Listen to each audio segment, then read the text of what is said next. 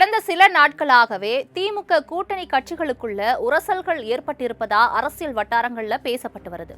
ஒருபுறம் 2026 சட்டமன்ற தேர்தல் நெருங்கி வந்துட்டு இருக்கு. மற்றொரு புறம் திமுக தலைமையிலான கூட்டணிக்குள்ள சீட் பங்கீடு தொடர்பான அரசியல் அழுத்தங்கள் நாளுக்கு நாள் அதிகரிச்சுட்டு வருதுன்னு சொல்லலாம். ஏன்னா திமுகவோட நீண்டகால கூட்டணி கட்சிகளா இருக்கக்கூடிய கம்யூனிஸ்ட் கட்சிகள், அதாவது இந்திய கம்யூனிஸ்ட் கட்சி மற்றும் மார்க்சிஸ்ட் கம்யூனிஸ்ட் கட்சி ஆகிய இரு கட்சிகளும் இந்த முறை இரட்டை இலக்கத்துல தொகுதிகள் வேண்டும் என்ற எதிர்பார்ப்பை முன் வச்சு வராங்க.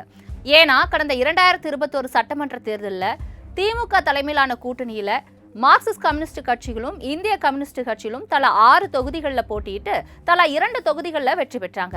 என்னதான் குறைந்த தொகுதிகளில் போட்டியிட்டாலும் திமுக ஆட்சிக்கு வந்ததுல இந்த கட்சிகள் வழங்கிய ஆதரவு, களப்பணி மற்றும் அரசியல் நிலைப்பாடுகள் அடிப்படையாக கொண்டு இந்த முறை தங்களுக்கான பங்கு அதிகரிக்க வேண்டும்னு கம்யூனிஸ்ட் கட்சிகள் வலியுறுத்திட்டு வராங்க.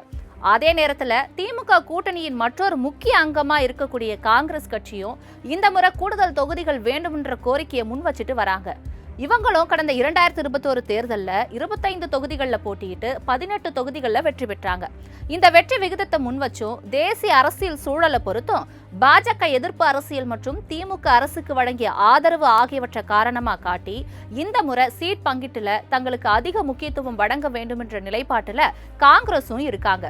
இதனால ஒரே நேரத்துல கம்யூனிஸ்ட் கட்சிகளின் இரட்டை இலக்க எதிர்பார்ப்பும், காங்கிரஸ் கட்சியின் கூடுதல் தொகுதி கோரிக்கை, விசிக உள்ளிட்ட பிற கூட்டணி கட்சிகளின் கோரிக்கைகள்னு கூட்டணி தலைமை கட்சியா இருக்கக்கூடிய திமுகவுக்கு ஒரு அழுத்தம் உருவாக்கியிருக்கு.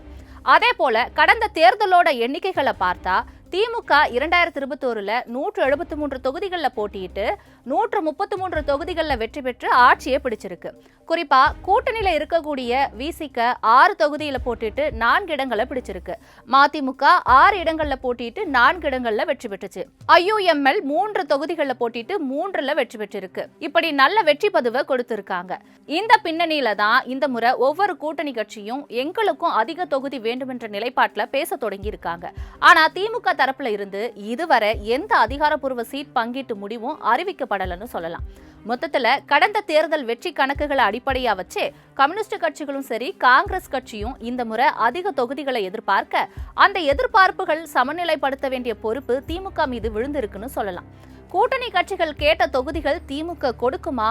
இறுதியில யாருக்கு எத்தனை தொகுதி? 2021 போலவே வலுவான கூட்டணியில திமுக நீடிக்குமா? இல்லனா அதிக தொகுதி பங்கீடு கேட்கறதால கூட்டணி பலவீனம் அடையுமான்னு பொறுத்திருந்து பார்க்கலாம்.